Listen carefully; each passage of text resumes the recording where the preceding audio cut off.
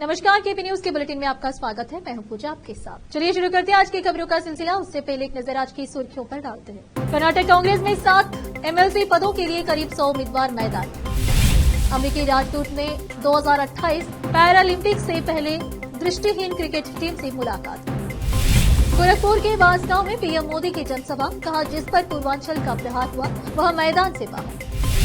ओडिशा में वोटिंग के दौरान गुंडई पोलिंग बूथ पर तोड़ी गई ईवीएम, हमले में मतदान अधिकारी समेत 2 की मौत।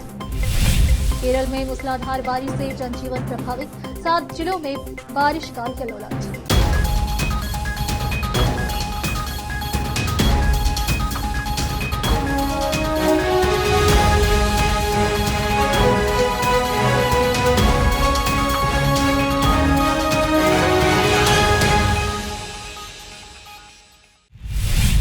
समाचारों का सिलसिला शुरू करते हुए देखते हैं समाचार विस्तार से। विधानसभा से चुने जाने वाले 11 एमएलसी पदों के लिए सोमवार से शुरू होने वाले नामांकन से पहले सत्तारूढ़ कांग्रेस में लॉबिंग तेज हो गई है, क्योंकि ग्रैंड ओल्ड पार्टी जिन 7 सीटों पर जीत सकती है उनके लिए करीब 100 उम्मीदवारों ने आवेदन किया है। चुनाव 13 जून को होने हैं। विभिन्न क्षेत्रों के नेताओं की ओर से कुछ उम्मीदवारों के पक्ष में सिफारिशें आ रही है। एक प्रभावशाली धार्मिक प्रमुख ने कुछ योग्य उम्मीदवारों का समर्थन करते हुए उप मुख्यमंत्री डीके शिवकुमार से उन्हें चुनने के लिए कहा है। सूत्रों ने बताया कि एक प्रसिद्ध उद्योग नेता ने मुख्यमंत्री सिद्धरामैया को एक पत्र ईमेल किया। मुसलमानों के एक प्रतिनिधि मंडल ने शिवकुमार से मुलाकात की और जोर देकर कहा कि समुदाय को प्राथमिकता दी जानी चाहिए। सूत्रों के अनुसार एआईसीसी महासचिव और कर्नाटक प्रभारी रणदीप सिंह सुरजेवाला सोमवार को आ सकते हैं और उम्मीदवारों की सूची तैयार कर सकते हैं, जिस नई दिल्ली में अलाकामना द्वारा अंतिम रूप दिया जाएगा। सूची पर चर्चा के लिए सिद्धरामैया और शिवकुमार 28 और 29 मई को राष्ट्रीय राजधानी आ सकते हैं। सीएम और डीसीएम, जो केपीसीसी अध्यक्ष भी है, उन्होंने कथित तौर पर विधानसभा और लोकसभा चुनाव से पहले कुछ उम्मीदवारों को एमएलसी पद देने का वादा किया था। अब उम्मीदवार 2 नेताओं के आवासों पर उमड़ रहे हैं। भारत में अमेरिकी राजदूत एरिक गार्सिटी ने भारत की पूर्व विश्व चैंपियन ब्लाइंड क्रिकेट टीम से मुलाकात की। उन्होंने टीम के विभिन्न सदस्यों से बातचीत और उनके कौशल को देखा। राजदूत ने कहा कि वह टीम के अमेरिका जाने और 2028 ओलंपिक और पैरालंपिक से पहले ब्लाइंड क्रिकेट को बढ़ावा देने को लेकर उत्साहित है। गार्सिटी पिछले 2 दिनों से बेंगलुरु में है और शुक्रवार को उन्होंने आंतरिक क्षेत्र के व्यापारिक नेताओं और उद्यमियों से मुलाकात की और अमेरिका और भारत के बीच मजबूत आर्थिक और वाणिज्यिक संबंधों पर प्रकाश डाला। वे अमेरिका भारत वाणिज्यिक अंतरिक्ष सहयोग सम्मेलन में भाग ले रहे थे। उन्होंने कहा कि बेंगलुरु में अमेरिकी वाणिज्य दूतावास की लंबे समय से चली आ रही मांग अगले साल तक पूरी हो जाएगी। अमेरिकी महावाणिज्य दूत क्रिस होजेस के साथ राजदूत गार्सिटी और इसरो के अध्यक्ष एस सोमनाथ ने आगामी NASA ISRO synthetic aperture radar mission Nisar पर चर्चा की। भारतीय मौसम विभाग आईएमडी ने केरल और कर्नाटक में दक्षिण पश्चिम मानसून एसडब्ल्यूएम के समय से पहले आने का अनुमान लगाया है। इसने मई के अंत तक कर्नाटक के अधिकांश हिस्सों में बारिश का भी अनुमान लगाया है। इससे पहले आईएमडी ने कहा था कि मानसून की 4 जून को केरल में आने की संभावना है। आईएमडी बेंगलुरु के निदेशक एन कुवियारासन ने कहा कि विभिन्न प्रणालियों के आगे बढ़ने और नई प्रणालियों के बनने के साथ मानसून के समय से पहले आने की संभावना है। 30 मई तक केरल और 31 मई तक कर्नाटक में इसके पहुंचने की संभावना है। उन्होंने कहा कि जब भी मानसून का पूर्वानुमान होगा तो 5 दिन पहले या देरी पर विचार किया जाएगा। आईएमडी के अनुसार 2023 में जून से सितंबर एसडब्ल्यूएम अवधि तक 831.8 मिमी का सामान्य वर्षा के मुकाबले कर्नाटक में 678.4 मिमी वर्षा हुई, जो 18% की कमी है। रोकते समाचारों का सिलसिला एक ब्रेक के लिए, जल्द लौटते हैं ब्रेक के बाद। हिंदुस्तान के हर कोने में हम हैं मौजूद। 24 घंटे हालात पर गहरी नजर, खबरों से जुड़े चुपते सवालात और आपको दिखाता है धार्मिक, सामाजिक, राजनीतिक, लोकल और इंटरनेशनल न्यूज की सबसे बेहतर कवरेज, जो आपको रखती है हर पल बाखबर। देश और दुनिया भर की खबर के लिए देखते रहें केपी न्यूज 24/7। देखते रहें केपी न्यूज 24/7।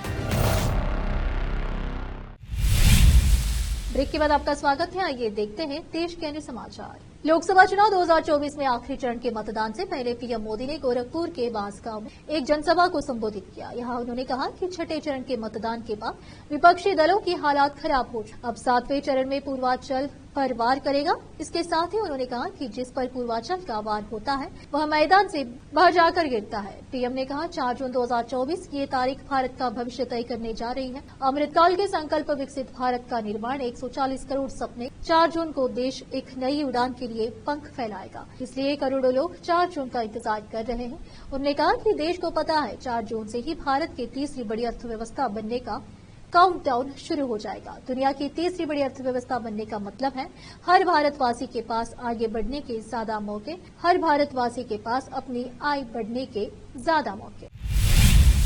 लोकसभा के छठे चरण का चुनाव 25 मई को संपन्न हुआ।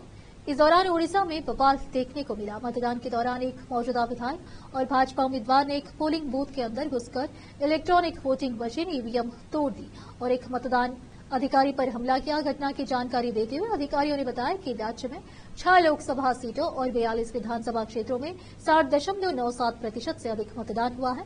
अधिकारियों ने बताया बाराबती, कटक और हिंडोल विधानसभा क्षेत्र के विभिन्न मतदान केंद्रों पर मतदान के दौरान 2 व्यक्तियों, एक महिला मतदान अधिकारी और एक मतदान एजेंट की मौत हो गई।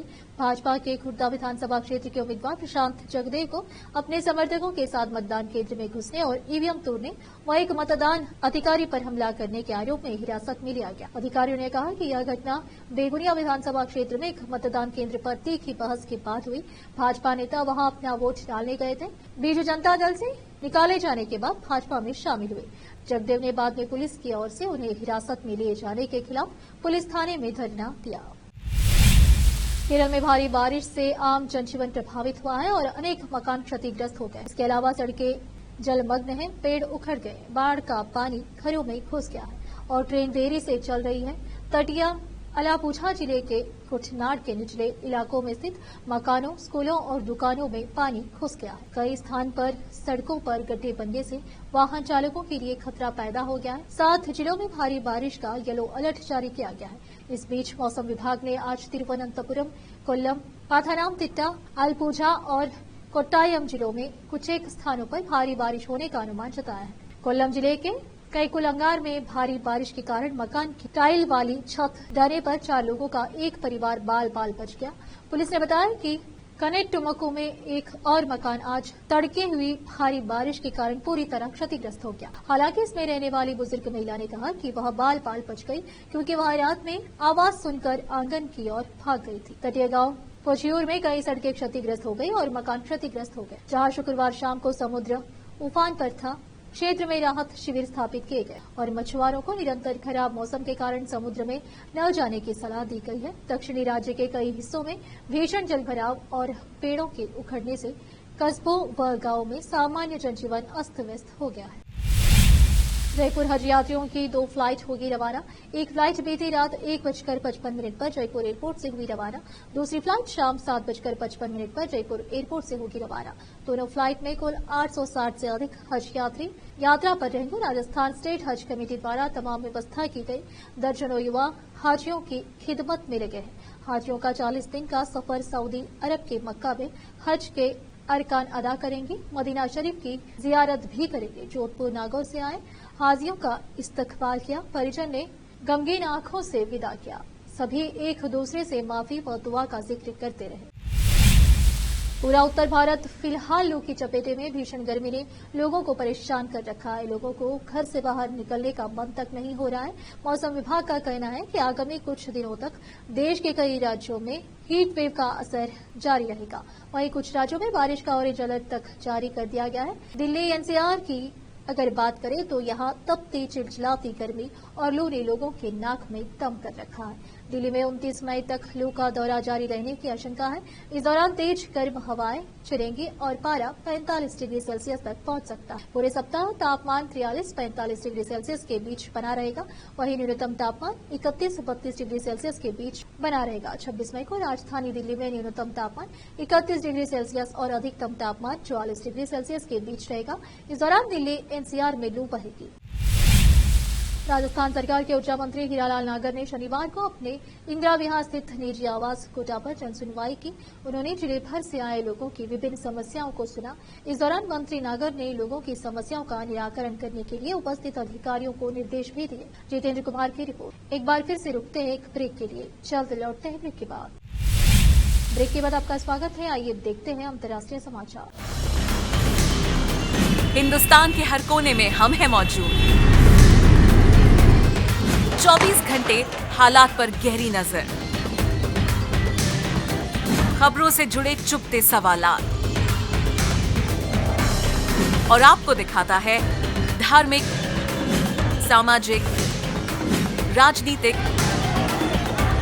लोकल और इंटरनेशनल न्यूज की सबसे बेहतर कवरेज,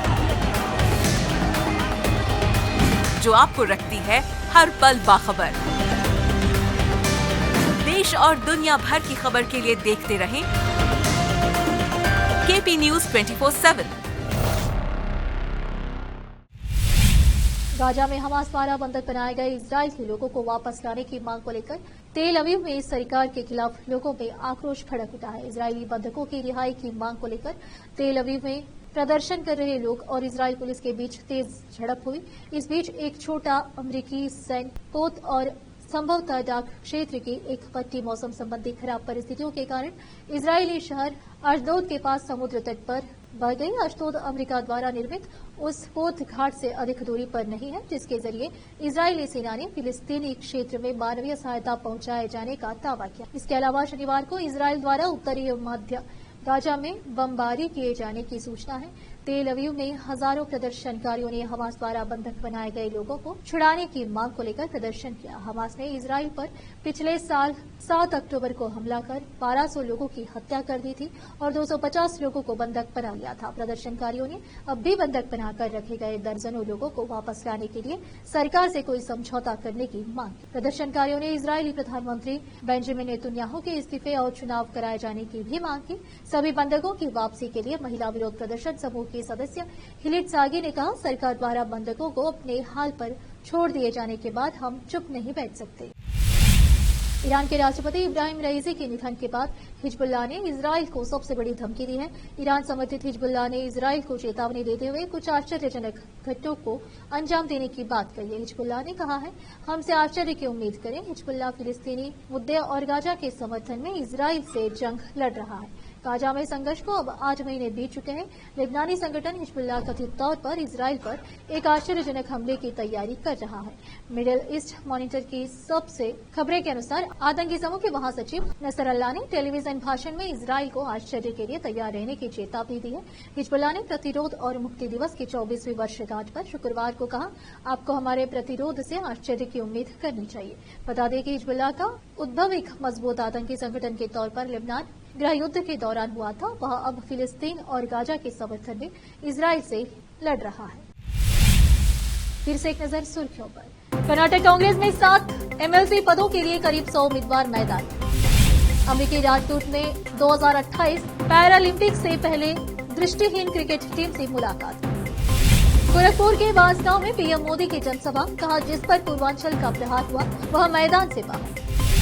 ओडिशा में वोटिंग के दौरान गुंडई पोलिंग बूथ पर तोड़ी गई ईवीएम, हमले में मतदान अधिकारी समेत 2 की मौत। केरल में मूसलाधार बारिश से जनजीवन प्रभावित, 7 जिलों में बारिश का यलो